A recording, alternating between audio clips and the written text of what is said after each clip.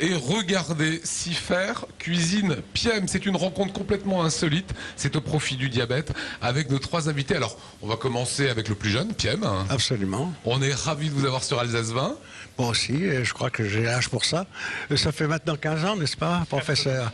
15 ans que des petits dessins, des petits croquis servent à des grandes causes. Hein. C'est-à-dire que l'ambition, c'est quand même une chose nécessaire.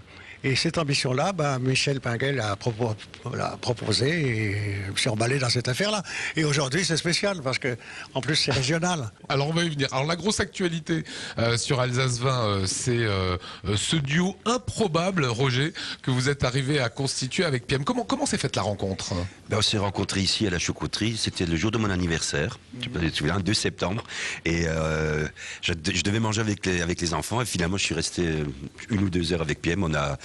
Ça a marché. Enfin, je dirais, en 3 minutes, il a flingué à peu près la moitié du genre humain au bazooka.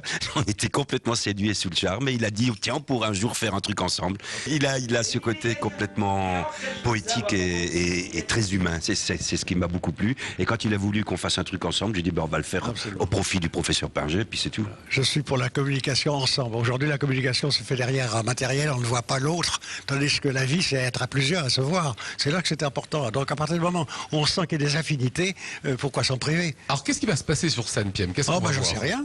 Ah oui, c'est ce soir, je vous le rappelle quand même. Hein. Si, Piem a choisi un certain nombre de sujets qui vont de la création du monde jusqu'à l'amour, grosso modo, en une vingtaine de tableaux.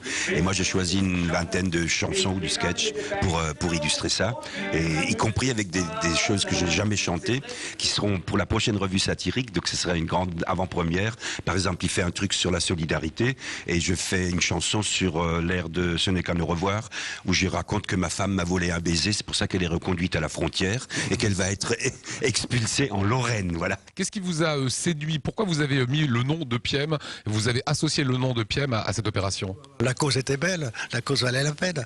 Donc forcément, j'étais content de cette aventure. Et comme les résultats sont très bons, je trouve que participer avec mes petites bêtises, les petites bêtises ont peut-être une grande ambition, c'est vrai, eh bien, pour moi, c'était réconfortant, c'était positif. Alors, on a vu en image le trait de Piem. Oui. C'est ça qui caractérise le dessinateur, c'est un trait unique et tout se révèle à la fin? Je crois que le principe, c'est ça. Et c'est aussi la notion de partage. C'est pas rendre les gens idiots, c'est les faire participer à une chute, en quelque sorte, qui est aussi un point de vue. Moi, je suis contre la satire. Je crois que le monde est trop malheureux pour utiliser la vacherie. Et ceux qui s'en servent, c'est parce qu'ils n'ont rien d'autre comme talent. Je suis très en colère contre ça et j'aimerais vraiment prendre position de nouveau dans une émission de télévision pour leur expliquer que c'est autre chose que ça. Le journalisme, le partage et l'humour. Eh ben, le coup de gueule est passé. Oh, il est limité, là. Ouais. Vous voulez le refaire? Non, on le garde. Professeur, voilà, belle fidélité.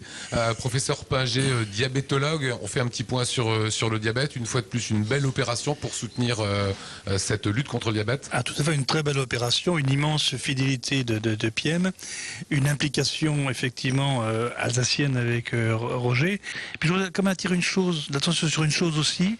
Au-delà de la recherche, c'est le diabète.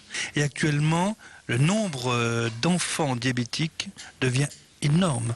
C'est que probablement le facteur environnemental qui est en cause, il est lié au monde dans lequel on est, c'est-à-dire au monde que l'on respire, à l'alimentation que l'on mange, aux produits que l'on déverse dans nos campagnes, qui probablement modifient complètement l'environnement immunitaire auquel sont exposés les enfants. Voilà, je vous rappelle que l'opération 100 000 sucres contre le diabète est lancée avec le concours de Piem. À ne pas manquer ce soir.